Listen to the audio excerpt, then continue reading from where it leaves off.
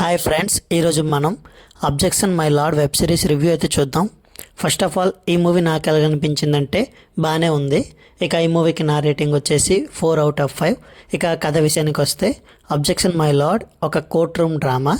ప్రతి ఎపిసోడ్లో ఆసక్తికరమైన కేసులు, వాటి వెనుక ఉన్న నిజాలు, లాయర్ల వాదనల ప్రేక్షకులను చివరి వరకు ఉత్కంఠను పెంచుతాయి.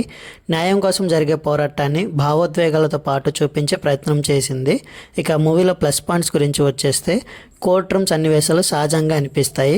కథలో ట్విస్టులు ఆకట్టుకుంటాయి. ప్రధాన నటీనటుల నటన బలంగా ఉంటుంది.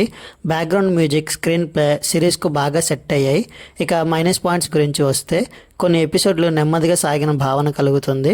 కొన్ని పాత్రలకు మరింత లోతిచ్చే ఉంటే బాగుండేది. ఇక టెక్నికల్ విభాగానికి వస్తే దర్శకుడు కోర్ట్ రూమ్ వాతావరణాన్ని బాగా తెరకెక్కించారు. సినిమాటోగ్రఫీ, ఎడిటింగ్, బ్యాక్గ్రౌండ్ స్కోర్ కథకు మంచి బలం ఇచ్చాయి. ఇక ఫైనల్ వెర్డిక్ట్ గురించి వస్తే కోర్ట్ రూమ్ డ్రామాలు, లీగల్ థ్రిల్లర్స్ ఇష్టపడే వారికి అబ్జెక్షన్ మై లార్డ్ మంచి ఎంపిక. ఆసక్తికరమైన కేసులు, బలమైన నటన, భావోద్వేగాలతో కూడిన ఈ సిరీస్ ఒకసారి తప్పకుండా చూడదగినది. ఇదే ఫ్రెండ్స్ మా రివ్యూ. ఈ రివ్యూ నచ్చినట్టయితే లైక్, షేర్ అండ్ సబ్స్క్రైబ్. ఇంకో రివ్యూతో మళ్ళీ మీ ముందుకు వస్తా. అంతవరకు బాయ్ బాయ్.